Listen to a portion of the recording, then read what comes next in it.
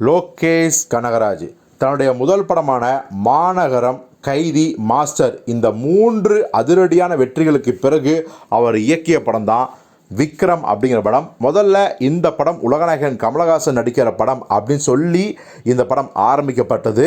அப்போது அந்த படத்துக்கு டைட்டில் எதுவும் வைக்கல.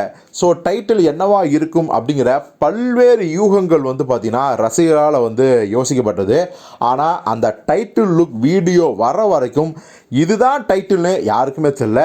அப்படி அந்த title look promo teaser release ஆகும்போது அந்த டீசர் முடிவில் விக்ரம் அப்படின்னு டைட்டில் வரும்போது ரசிகர்லாம் கொண்டாடி தீத்தாங்க. அந்த டைட்டிலே பார்த்தீங்கன்னா அந்த படத்துக்கான மிகப்பெரிய வெற்றிக்கு பிள்ளையார் சொல்லி போட்டுச்சு அப்படின்னு சொல்லலாம். ஸோ அப்படிப்பட்ட ஒரு மிகப்பெரிய டைட்டில் தான் விக்ரம். கமலஹாசனுக்கு அந்த விக்ரம் அப்படிங்கிற டைட்டில் ரொம்ப சென்டிமெண்ட்டாகவும் ஒர்க் அவுட் ஆகிடுச்சு. இப்போது அதே மாதிரி தான் லோகேஷ் கனகராஜ் அவர்கள் நம்ம சூப்பர் ஸ்டார் ரஜினிகாந்தை வச்சு எடுக்கிற படத்துக்கும் அப்படி ஒரு டைட்டிலை பிடிச்சிக்கிறாராம். எப்படி விக்ரம் அப்படிங்கிறது ஏற்கனவே கமல் நடிப்பில் உருவான ஒரு பிரம்மாண்டமான படம் அப்படிங்கிற மாதிரியோ அதே மாதிரி தான் ரஜினி நடிப்பில் 80s வெளிவந்த ஒரு வெற்றி படம் தான் கழுகு அப்படிங்கிற படம். ஸோ இந்த கழுகு அப்படிங்கிற டைட்டில் தான் ரஜினியோட அடுத்த படத்துக்கு லோகேஷ் கனகராஜ் வைக்கலாம் அப்படின்னு முடிவு பண்ணியிருக்காராம்.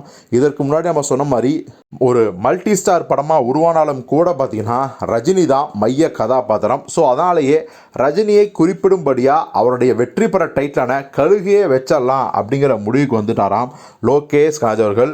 ஆனாலும் கூட பார்த்திங்கன்னா அவருக்கு ஒரு மிகப்பெரிய தர்ம சங்கடம் இருக்குது. ஏன் அப்படின்னா நமக்கே தெரியும், ஜெயிலர் ஆடியோஞ்சில் ரஜினிகாந்த் அவர்கள் காக்கா கழுகு சொல்லி விஜயை காக்கா என்றும் தன்னை கழுகு என்றும் அவரே பேசிக்கிட்டாரு.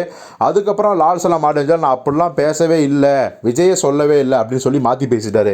ஆனாலும் கூட பார்த்தீங்கன்னா ரஜினி ரசிகர்லாம் விஜய் தான் காக்கா அப்படின்னு சொல்கிறதும், விஜய் ரசிகர்லாம் ரஜினியை பயங்கரமாக ட்ரோல் பண்ணுறதும் தொடர்ந்து நடந்ததாக இருக்குது. ஒரு வழியாக இப்போது அவர் நினச்ச மாதிரியே கழுகு அப்படின்னு டைட்டில் வச்சாலும் லோகேஷ் கனகராஜ் அவர்கள் நிச்சயமாக விஜயை அப்போ காக்கான்னு சொல்கிறாரா அப்படிங்கிற மாதிரியான ஒரு அர்த்தம் கற்பிக்கப்படும். ஸோ இதனாலேயே ஒரு தர்ம சங்கடமான நிலைமைக்கு லோகேஷ் கனகராஜ் அவர்கள் இருக்காராம்.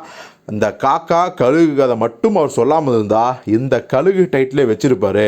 ஆனால் இப்போது பலவித டிஸ்கஷன்லாம் பண்ண வேண்டியதாக இருக்குது. எங்கே விஜய் தங்கிட்ட கோச்சுக்குவாரோ அப்படிங்கிற மாதிரியான ஒரு விஷயம் இருக்குது. எப்படி இருந்தாலும் இந்த கழுகு டைட்டில் வைக்கா கண்டிப்பாக அதுக்கு முன்னாடி விஜயிடம் ஒரு வார்த்தை லோகேஷ் கனகராஜ் அவர்கள் சொல்லிடுவார் அப்படின்னு எதிர்பார்க்கப்படுது. ஸோ பொறுத்து பார்ப்போம் ரஜினிக்கு இந்த கழுகு டைட்டில் எப்படி இருக்கும். ஒருவேளை கழுகு இல்லை அப்படின்னா வேறு என்ன டைட்டில் இந்த படத்துக்கு பொருத்தமாக இருக்கும். ரஜினியோட 80s வந்த படத்தோட டைட்டில் என்னவாக இருந்தால் இந்த படத்துக்கு அது பெரிய பலமாக இருக்கும் அப்படிங்கிறத நீங்களே கமெண்டில் சொல்லுங்கள்.